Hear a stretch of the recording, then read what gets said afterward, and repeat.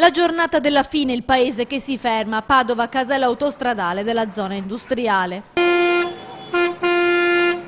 piano, dacci una mano a salvare l'Italia! Questo è il presidio più grande della nostra provincia. Dalle prime luci del giorno, artigiani, imprenditori schiacciati dalla crisi, precari e disoccupati riuniti nel movimento spontaneo 9 dicembre hanno fatto rallentare il traffico. Continueranno così fino al 13 di dicembre, un'iniziativa nazionale contro il governo. È un segnale ai politici che la gente è veramente stanca, è ora di cambiare perché non si può andare avanti con questo sistema.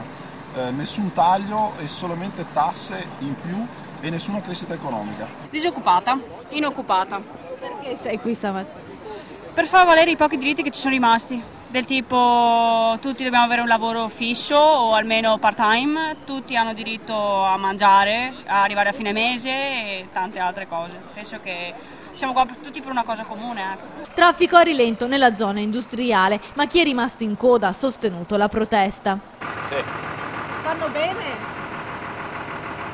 No, so fanno bene. Siete d'accordo con loro? Pienamente d'accordo, pienamente d'accordo. Hanno pienamente ragione. Deve finire questa situazione. Qualche momento di tensione solo in corso Stati Uniti, quando alcuni manifestanti hanno sostato in mezzo alla strada. Presidi anche all'incrocio della Stanga, dove un uomo si è steso a terra. Rallentamenti anche nelle strade dell'Alta e Bassa Padovana. Giovani siamo ancora di più.